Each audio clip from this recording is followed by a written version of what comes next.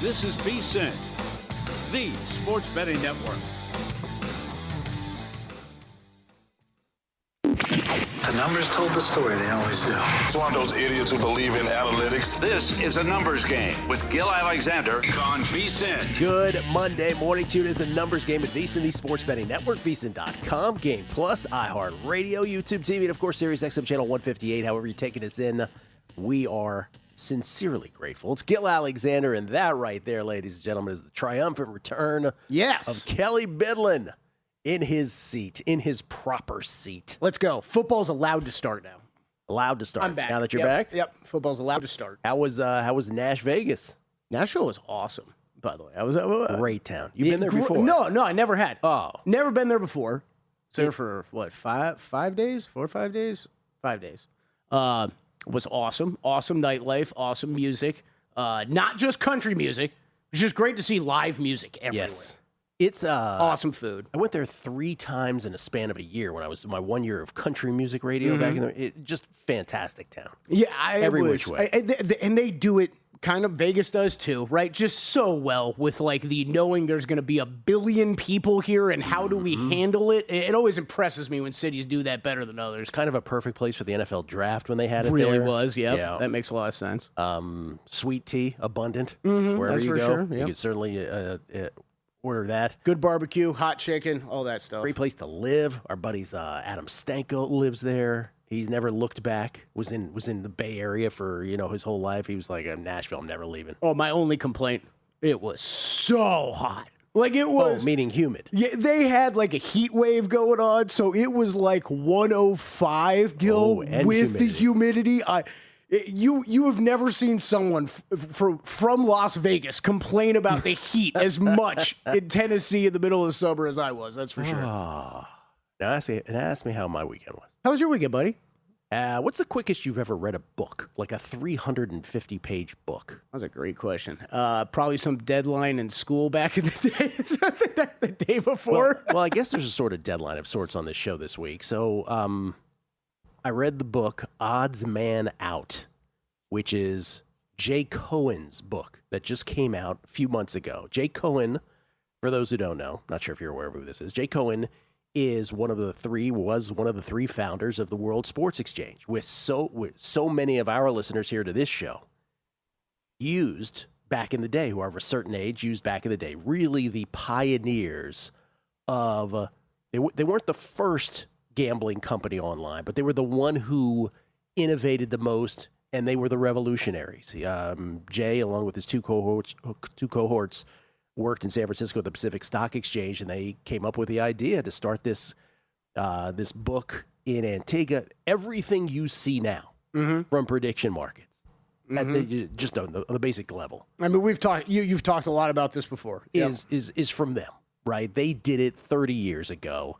The notion of cash outs, which we have now, they didn't have a cash out button, but you could cash out. They did live betting innovators.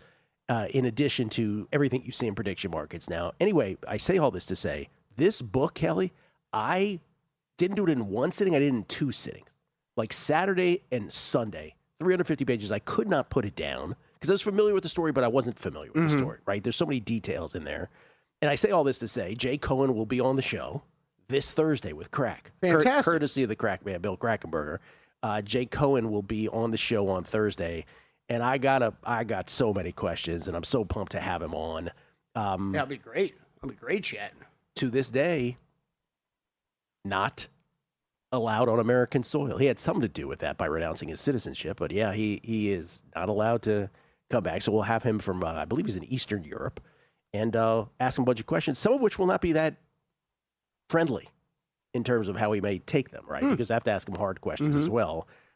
Because a lot of people who listen to this show not only played at World Sports Exchange, they might have gotten stiffed at World Sports Exchange. So we got to talk about that as well. But it's just a remarkable story. If there was ever a human being railroaded by the confluence of professional sports league and government and law,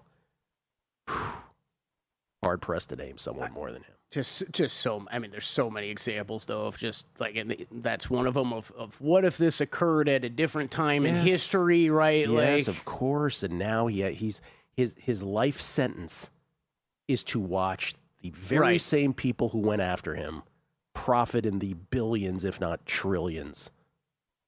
You know, being in bed with gambling companies, talking about the leagues, and then, of course, all these other companies who, to your point, 30 years later, different ballgame. I mean, this is the whole thing with, like, you know, you could say this in other industries too, right? Napster and the revolution of online music companies in the early part of the century, and now what record companies were okay with now that they weren't then, they weren't ready for then. I mean, it's an amazing wild, yeah. story. There is breaking news this morning, and I'm not talking about the Astros firing their GM, which is something with 5 weeks left in the season. The one game below 500 Astros, who are tied for the lead in the AL West. I am actively rooting for a losing record team to win the AL West. Actually, I'm not, because I have a Rangers over, so never mind. Take that back. But the big... All right, I am then. What's that? All right, I am then. Yeah. But the big breaking news this morning, I don't know how big it is, but the breaking news is, and this is according to Jordan Schultz, who got this first via the Schultz report, Schultz_report on Twitter. The Browns are officially naming, Todd Monken has made his decision. Browns are naming Deshaun Watson as their starting quarterback per multiple sources. Shedeur Sanders will be the backup. By the way, neither will play in the Browns' third preseason game. Dylan Gabriel will get the start there. But as far as the regular season, Kelly, this is what I was saying the whole time, right? As the odds came down, because this was something you could bet on. Mm-hmm. And it was a curious thing because we did it several times. We did heat checks on, you know, who would be the starting quarterback of teams all throughout the summer, multiple teams. And I always said it's going to be Deshaun Watson because it doesn't make sense to do it the other way. Just from an arc of a season, you don't want to start the kid, have Shedeur mess up, and then go to Deshaun Watson. It's much more comfortable having the return of Deshaun Watson from injuries, plural, Achilles, shoulder. By the way, 2 Achilles surgeries, not just one, right? Famously here on the show, he said, well, there's only one thing, a setback on Achilles surgery. That means you re-ruptured it, and that was in fact the case. Coming off injuries, coming off the field scandal. It's much easier that if he has trouble, to take him off the field and then go with Shedeur. Shedeur can come on with his cape on. Mm-hmm. And as far as the preseason performance this past weekend, because Deshaun, you know, you look at the box score. By the way, the Browns have gotten beaten by 24 points 2 straight weeks. I know preseason scores don't really matter. That is pretty incredible, though. But you got beat by the Bears by 24 and the Bills by 24. But in the first week, if you look at the box score, Deshaun's box score is better than Shedeur, but a lot of that was one pass. I think it was to Dylan Sampson, and he went 43 yards with it. So it wasn't really Deshaun so much. This week, Shedeur kind of outplayed him. Shedeur 9 for 11, 74 yards, a touchdown and a pick. Deshaun Watson 5 for 12 for 36 yards, 1 pick. Not good, Bob. No, Not good. not great. I don't know about you, Gil. This would have been, like you said, we kind of saw this coming. We thought we did for a long time. It had gotten down, by the way, betting odds before you Right. continue. Deshaun got down to minus 130 as the starter. So this is where I was going to go with this. For Friday, right? Before this game, if you had told me we were sitting here today talking about this, I wouldn't have been shocked at all. But then this game occurs. Deshaun Watson speaks afterward, which was not a good idea. That's a whole nother We'll thing. get to that at some point here. He speaks, and these odds plummet. I mean, this becomes basically a coin flip on who's going to be the week 1 starter. And then Todd Monken, very aware, I think, that he was going to announce Deshaun Watson today, tried to walk that back a bit. Like, just because one guy said in front of a microphone isn't going to affect this decision. I felt it got way more entertaining to me over the weekend. I was very excited to talk about this morning. What you are referring to, for those who missed it, is that Deshaun got booed. Yeah. First home game, right, of any kind since the injuries. Got booed and then had a press conference afterwards where he used the word that was disrespectful. Mm-hmm. Yeah. Do we have the audio on that? Yeah, we do. Oh, we do. Here Yeah, we go. I think you guys know too, and I think the whole world knows. It has nothing to do about the performance. It's a little bit personal than that. So I think it's a disrespectful thing. So yeah, I mean, I'm gonna keep whatever I feel with me and my family internally on how I feel about that. And yeah, just move on. But don't you think, Deshaun, that winning and playing better would eliminate some of that booing? Last time I played on this field, I tore my Achilles. And that same fan base, they cheered when I got hurt. So does that have to do with, what does that have to do with anything about performance? When a person get hurt, especially for your own city, and they cheer. Does any of that make you regret coming here? No, I don't regret anything in my life. You know, I think the Lord put me through situations for a reason. So I don't regret anything. Well, that doesn't sound very good, does it? That does not sound great, Gil. That sounds like a relationship between a quarterback in a city that is going to be very hard to ever recover from if any of us thought there was a chance of that happening still. And again, the elephant in the room, not again because we haven't mentioned it, but the obvious elephant in the room has nothing to do with his performance or the Achilles injury. It has to do from the fact that stems from his massive 2021, 2022 civil lawsuits all against him and allegations brought by over 24 massage therapists regarding sexual misconduct. And so that does not sound like a very healthy relationship, but in case you missed it once again, the official announcement this morning, Deshaun Watson, no surprise to us here on a numbers game, Deshaun Watson, for reasons that I think you just from a how you manage a season standpoint, is going to be the starter week 1 for the Cleveland Browns. I think that was always going to be the case, but the relationship is brutal. Over under 3.5 starts for Deshaun Watson. Ooh, good number. I think so. I think it is. It's right around there. Okay. It's right around there. Under. More Browns news on the other side. We'll update August in baseball as well. Next on A Numbers Game. So you're listening to this podcast because you want an edge. But what if I told you you're only halfway there? You've got the mindset. Now it's time to get the toolkit to match it. Here's the thing. Pro bettors, they spend thousands on data and tools. But what they don't know and don't want you to know is that you can get the same edge for a fraction of the cost with VSiN Pro. With VSiN Pro, you're going to get access to expert picks, public betting data, prop projections, powerful tools, analytics, and so much more. Just tap the link in the description and see why thousands of bettors are already using VSiN Pro to cash more bets.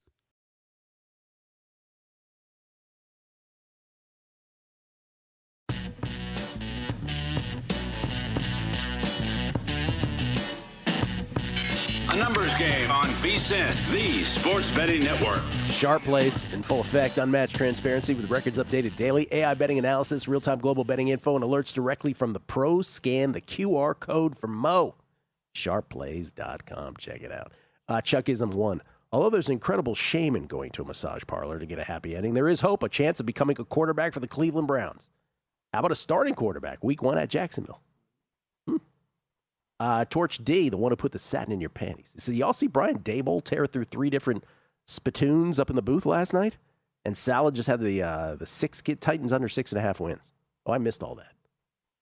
Did you see it? I didn't see Daboll. I mean, I had that game on a TV on mute. I was just laughing because the Titans were pretty big favorites, right? And they threw out like all the starters, and oh my gosh, the Seahawks backups just went through them like Swiss cheese. They start like the first quarter. I started watching Hard Knocks on people's recommendations. I got through 5 minutes and then. Yeah, it's like this. Okay, you know my problems with Hard Knocks. Am I gonna love Mike McDonald? Because I already loved Mike McDonald before. I feel like that's all. He's pretty likable. That's all I'm hearing from people is like, oh man, Mike McDonald's such a genius. He looks so great. I got distracted. It's not that I didn't like it, but I'll try back again. Okay. Yeah. Brian's breaking news and intel. Oh, thank you for this, Brian. He reminds us it used to be the New Haven WTA stop this week. That's right. New Haven. He says now it's Monterey and New Turney, Philadelphia WTA. When's the Philly WTA tournament? I was thinking about that the other day. Like, what big cities don't have the tennis tour? Philly's a good one, yeah. Seattle and Vancouver. Like, nobody. Does it rain too much up there? Is that why they don't have it? I don't know. Anyway, thank you, Boston? Brian. Yeah, there is no Boston stop. No Boston?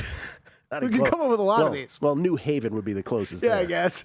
Los Angeles, but then you go out to the desert for that, I guess. Yeah, you got the 5th major, really, for Indian Wells. Ladies and gentlemen, Greg Peterson joins us now, courtesy of the Progressive Guest Line. You can follow him on Twitter at @GUnit_81. Greg, looking good as always in front of what would we call that? Like a light blue or a purplish background today? Yeah, blue. What's happening, Greg?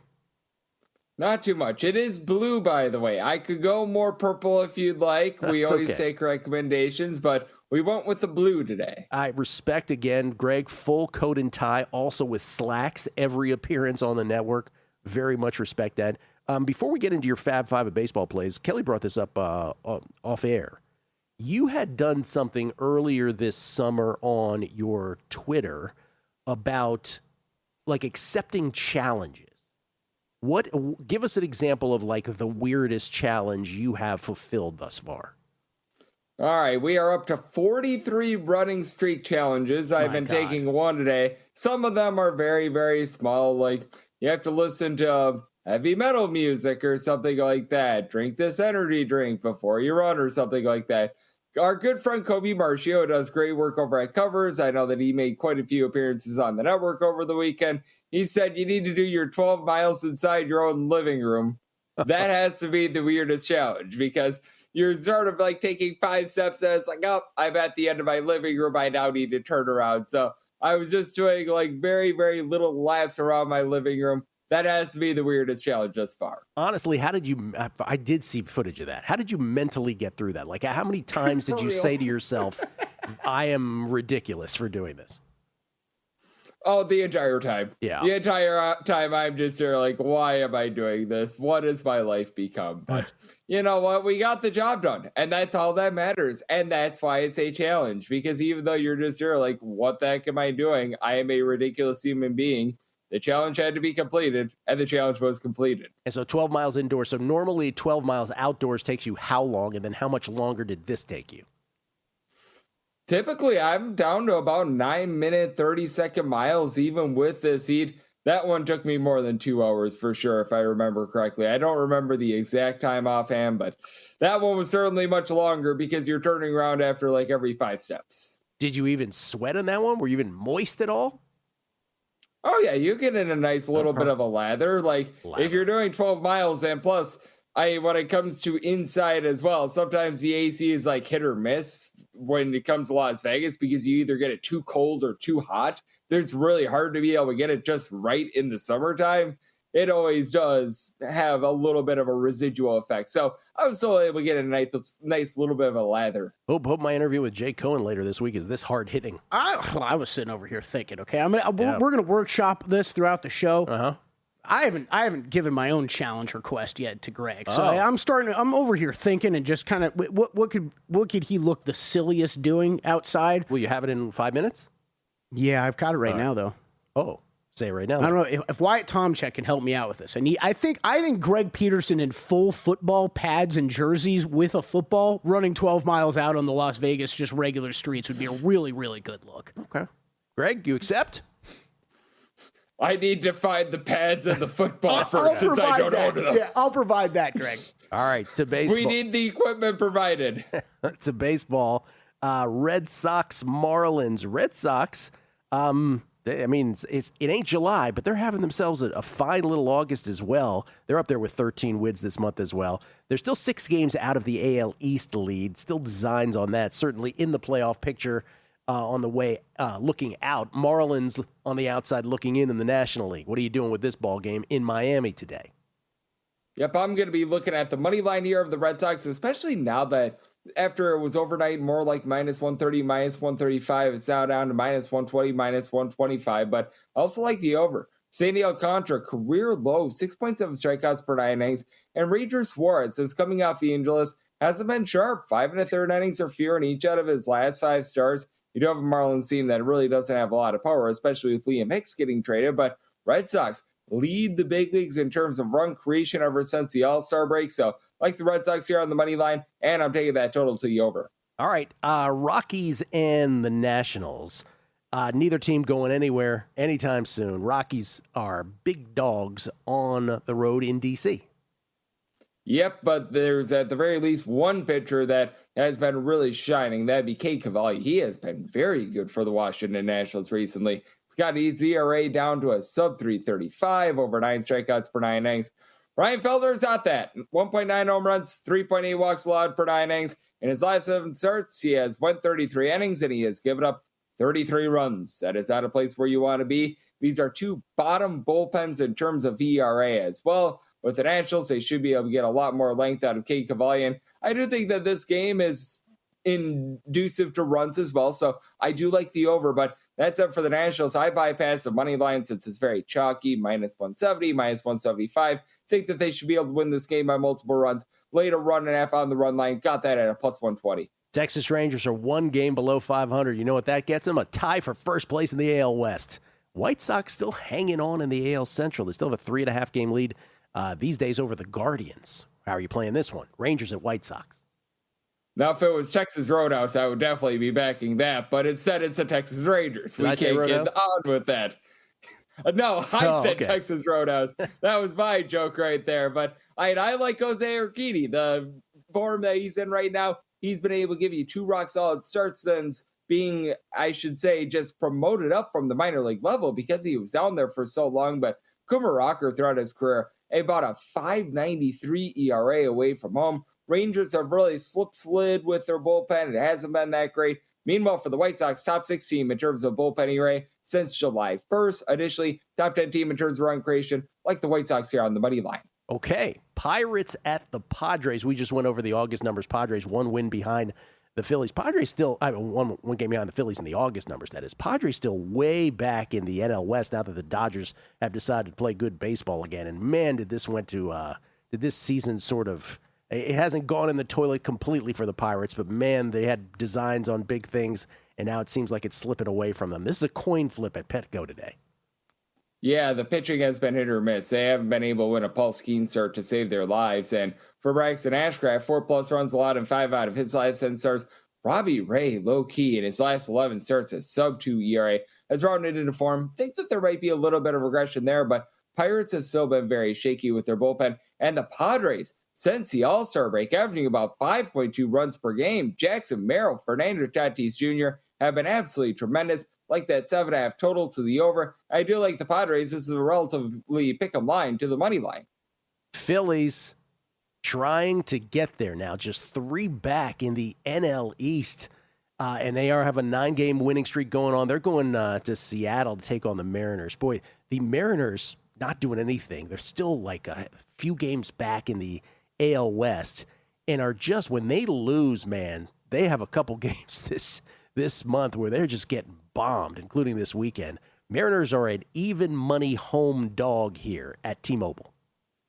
To your point, the last 2 George Kirby losses, they lost by a combined score of 41-2. So not great to say the least there. Don't think that you get 19 runs here from the Phillies, but 6.5 too low of a total. Logan Gilbert at home, 4.91 ERA with about 1.8 home runs allowed per 9 innings. Zach Wheeler, 4+ runs allowed, and now 3 out of his last 4 starts. Took the Phillies on the money line at about a -110, and that total to the over of 6.5. Red Sox Marlins over 7.5. Nats run line versus the Rockies. White Sox over the Rangers. Padres Pirates over 7.5. Phillies Mariners over 6.5.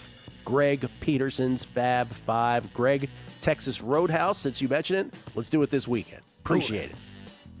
Sounds good. Thank you. Greg Peterson, everybody. Coming back, Country Club, and next on a numbers game.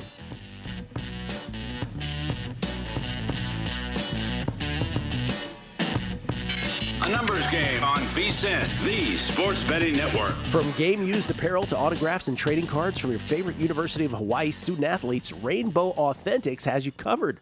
Plus, they have custom gear so you look your best every game day. Capture the moment, own a piece of history, support Hawaii athletics, rooted in community and built on excellence. Rainbow Authentics empowers student-athletes and coaches, gives back locally, and proudly celebrates its island roots. Shop now at rainbowauthentics.com and bring home a real piece of the action. How about that, Kelly?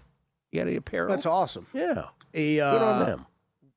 We will have Tim and Matt out there on Wednesday, I believe I saw in Bill's email this morning. I believe that is correct. Yes. Yeah. So Wednesday night, live from Hawaii. A tradition, unlike any other. I was going to say, tradition, unlike any other. Wes Reynolds joins us now, kind enough to join us for a second segment, courtesy of the Progressive Guest Line. Again, Wes Reynolds won. The number 1 at the end of Wes Reynolds. Wes, I went to break by saying you have a soccer pick, the rare Wes Reynolds soccer play. What do you have today? I do, but you were mentioning Rainbow Authentics. I hope that they sell like the old Kelly Green Hawaii jerseys. That was my favorite Hawaii look. The Hawaii Rainbows, as they were known when we were young lads, where they had the white helmets and the white pants, Kelly Green jerseys. So that retro apparel, that'd be a good place to go get it. But going to the pitch over there at Craven Cottage in England, we have Chelsea and Fulham to wrap up EPL fixture week 1. And I'm going to go with Chelsea on the 3-way line. Very small favorite, somewhere minus 105 to minus 110-ish is what I've seen out there in the market.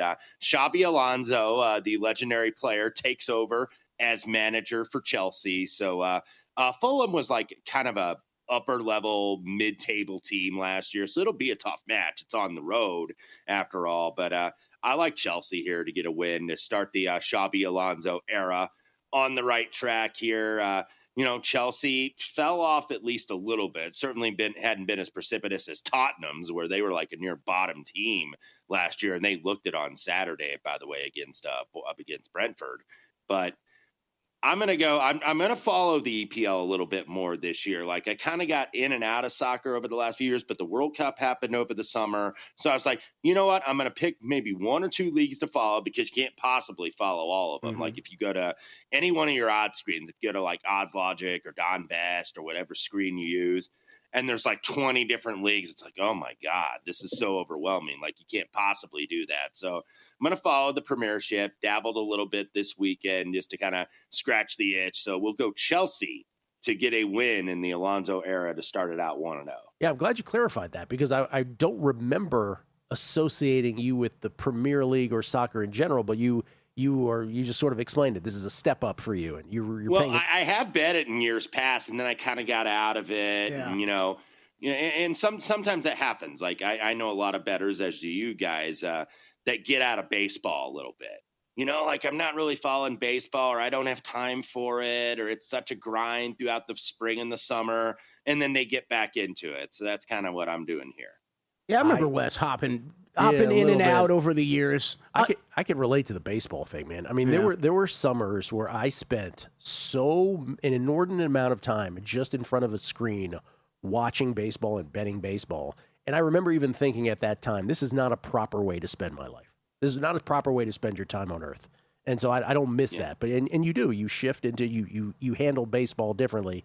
As we have on this show with not everybody can be Mark Borchard and grind that 24/7 365. It's amazing. I'm like, how do you do it? Because I like baseball too, but it's like it even gets too much for me. I'm like, oh my God. You got to follow all the transactions and all of that. Yeah. Though speaking of which, you do have one baseball play for us today. I do. And you know what? Let's enthusiastically back a team that lost 19-2.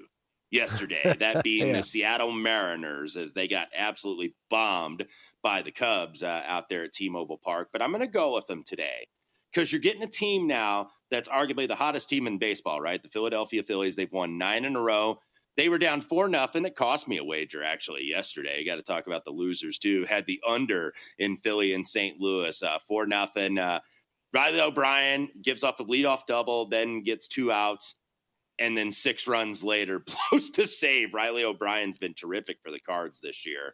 And the Phillies get a win, continue that streak. Now you got to go all the way across the country with no rest. It's Zach Wheeler on the mound. Zach Wheeler usually is steady Eddie, too. Always gives you 6 innings. But Zach Wheeler has been a little iffy if you look at the numbers in his last few starts. He's really been getting in jams. It's been difficulty for him to get 18 outs. Usually it's like easy. It's just an average night's work. But he's going out there facing Logan Gilbert with Seattle. Seattle, by the way, did not really use a ton, even though they used 4 relievers. They used their back-end relievers yesterday because they didn't change the game. And Dan Wilson actually did something smart, which is sometimes rare when how he manages his pitching staff. But he used his back-end relievers yesterday as they were getting bombed by the Cubs. So relatively fresh bullpen considering you don't have a day off. So I'm going with the Seattle Mariners. I think as high as like plus 108.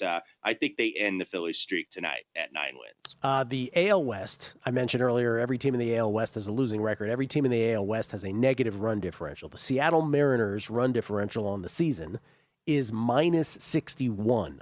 Trivia question for both of you. Do you know what their run differential is in the month of August? Season-long run differential, minus 61. August run differential? Minus 92. Minus 62. Wow. Yeah. They've been a big over team, too, this month, surprisingly enough, because that's kind of a pitcher-friendly ballpark they play in up at T-Mobile Park, and that surprised me. I was kind of scrolling down that this morning. I think it was John Ewing at BetMGM that keeps track of that they've been like a major over team this month, which really surprised me. All right, I'm going to ask you a couple football questions, both college and pro here. Same sort of question, and I'll ask it this way. In both college and pro, let's start with college. What is the team, what do you think is the most outlying team that gets the furthest in the college football playoff this year? And I'll ask the same thing for the NFL. What is the NFL team that is not among the usual suspects that you think that gets the furthest in the NFL playoffs, either AFC or NFC? That's a good question. I'll start with college. And you know, this is sure to go awry because it was just like last year when they had a ton of expectations. They were like third or fourth in the country in the polls, and they end up firing their coach mid-season. I want to say Penn State. I think that they're going to be the team that gets that fourth Big Ten spot because we look at the Big Three. It sounds absurd to say the Big Three is Ohio State, Oregon, and Indiana, and not Ohio State, Michigan, and Penn State like it had been for about 2.5 decades. But I think Penn State gets that fourth spot. I like what they have. I like the fact that they bring in Matt Campbell from Iowa State, who wasn't the first choice, but may end up being the best choice. 24 transfers come in from Iowa State. So it's like the James Madison and Kurt Cignetti pipeline to Indiana kind of on steroids, right? So they're bringing a team that, by the way, the core of that team that they bring in won 11 games 2 years ago and made the Big 12 title game. So Penn State is a team maybe I think that not only gets in kind of at the back end, but could win that first weekend. But I think ultimately, I don't think you're going to get like some Cinderella. It's going to be, you know, Notre Dame, Oregon, Indiana, Georgia. It's going to be, I think, those that are going the deepest. But I do think Penn State maybe can win a game getting to the playoff. And then in the NFL is hard because the team that I picked for the Super Bowl was the Houston Texans, and now they have like nobody at receiver. Now they're trying to search the waiver wire just to get some bodies out there for CJ Stroud to throw to. So I'm going to say,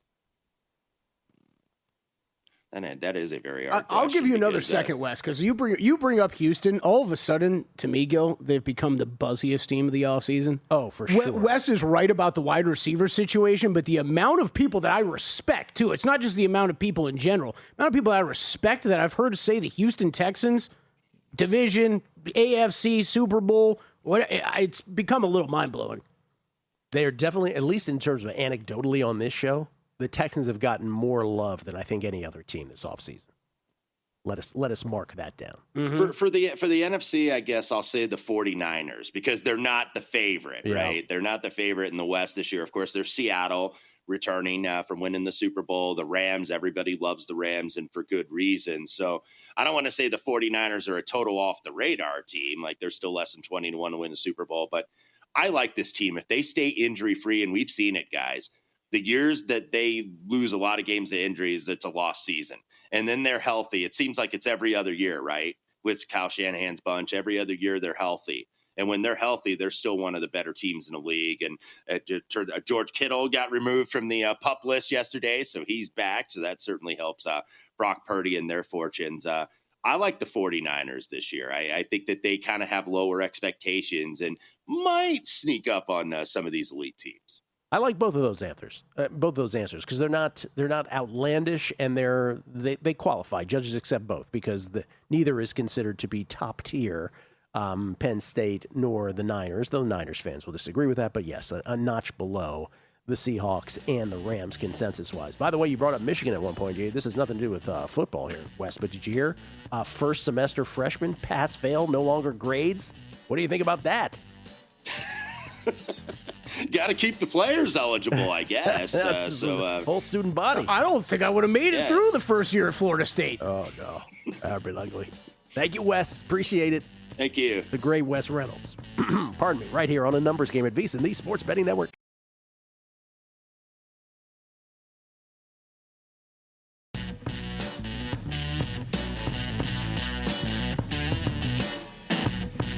A numbers game on VSiN, the Sports Betting Network. College football's back and the NFL season is just around the corner. Now's the time to get your edge with VSiN Pro. Next week, our updated NFL betting guide drops with post-preseason updates, week 1 betting systems, contest strategies, and updated best bets from VSiN experts. Sign up today. You'll also get instant access to our college football betting guide, plus daily best bets, real-time betting splits from DraftKings and Circa, AI-powered prop projections, and 24/7 video on the VSiN Watch app. Start for as little as $9.99 or save 50% with a VSiN Pro annual subscription. Head to VSiN.com/subscribe now. That's VSIN.com/subscribe. And the man who guides the ship, steers the ship. What do you want to call it? Sure. Shepherds it along, all our betting guides, and so much on the website, is our managing editor, Adam Burke, who joins us now, courtesy of the Progressive Guest Line. You can follow him on Twitter at Skating Tripods. Adam, good morning to you, sir. How we doing, boys? Happy to have that NFL 2.0 guide out a week from today. So season's getting closer. College football, we got 8 games this weekend. So a lot of good things going on over at vsin.com right now. I am told we have homework. Is that correct? We have homework. That's right. You do? Yeah. Okay. Yes, sir. Homework. By Thursday night. We have the Pat McAfee show on the screen here randomly. We have all kinds of stuff, but one of them closest to us was the McAfee show, and they just showed Adam the worst QBR, the worst total QBR between the years 2022 to 2024 amongst qualified quarterbacks. The worst was Will Levis. The third worst was Zach Wilson, and ensconced right in between them was Deshaun Watson, your Cleveland Browns starting quarterback week number 1. You do support that decision, though, correct? I mean, there was no good decision to make, right? I mean, neither one of these guys are NFL level quarterbacks. Dylan Gabriel barely played in the preseason. I would have started Taylor Green personally, just because why not? Go ahead and see what he's got. But look, I mean, this was going to be the decision all along. They can't just release the guy because the salary cap hit next year is extraordinarily high. I think it's like $87 million or something like that if they were to release him now. They do have the opportunity to release him after the season at a discounted rate, so that's probably what they're going to end up doing. But honestly, look, I mean, he starts 2 games on the road. If he's terrible, they'll go to Shedeur for the home opener. If he's okay, he'll probably get booed off the field in Cleveland. So whatever. But this was really the only decision that they could make to try and justify, what has been a sunken cost for basically 3-4 seasons already. Agree with all. Not a word, not a lie spoken in there. All of the above. On Deshaun Watson, it was always going to happen. Salary cap implications also make that necessary probably at the end of the year. Goodbye, Deshaun. And then does he end up with another team after that is a whole nother story. Give me your Cleveland Browns take on the season, though. What do you think? Well, again, I mean, it's one of those things where I like about 48, 49, 50 or so players on the 53-man roster. But the 2 quarterbacks are 2 of those guys that I don't like. So, this is a team that's probably going to be good enough to stumble their way into some victories, hopefully not take themselves out of the top 5 on the 27 draft. But, I mean, look, they rebuilt the skill positions on the fly, right? The young guys that they drafted look really, really good. Harold Fannin is a matchup nightmare, who they took last year in the draft. We'll see what Quinshon Judkins looks like coming off of the injury, but I mean, the offensive line's not bad. The defense has got a bunch of dudes still, even without Myles Garrett. It's a really good football team outside of the most important position on the field. So they'll probably go 6-11, something like that, maybe 5-12. I just hope that, again, they don't go 7-10 or something like that and screw themselves out of a top 5 pick. Total season win total is 5.5, over slightly juiced on the Browns at -130. All right, you have a trio of baseball plays for us. Let's get those in. What do you got first? Yeah, so Rockies and Nationals here today. I mean, the Rockies getting swept by my Guardians over the weekend, and now they're out on the road, starting off a road trip, but they're taking on a Nationals team that went just 1-8 on their 9-game road trip. So they're struggling a bit. They're definitely having a hard time without James Wood in that lineup. He's just such a, prolific power bat, a guy who walks, a guy who pitchers really have to worry about. So their offense has slumped a little bit without him, but Cade Cavalli has been really, really good here of late. 29 strikeouts in his last 3 starts, 21 strikeouts in his last 2 starts. Had a really good start at Coors Field against this Rockies team last month. I'm not laying the big number with the Nationals here today, but I think one of the more interesting props in this game is for Cade Cavalli to pick up the win in this one. Plus 109 is the number at DraftKings this morning. He's a guy that's gone at least 6 innings and 8 straight starts, went 8 innings in one of them as well. He's got, I think, 4 or 5 wins out of those 8 starts. So, the bullpen is rested for the Nationals. Again, coming off of a bad road trip, I think they want to erase some of those bad tastes in their mouths now that they're back at home. So I'll take Cade Cavalli to get the win here tonight for the Nationals, plus 109 in that pitcher-player prop market. 5 weeks left in the Major League Baseball season. It's amazing to say this. Rangers at White Sox has playoff implications abounding. White Sox only 3.5 above your Guardians now in the AL Central. And the Rangers, as we mentioned, tied for first in the AL West with a game under 500 record. How are you playing the Rangers at the White Sox today? Yeah, what an interesting situation there in the West. I mean, the Mariners just keep getting completely blown out, it feels like, on a nightly basis. Houston just parted ways with their GM, Dana Brown. So, just kind of a dumpster fire there in the division as a whole.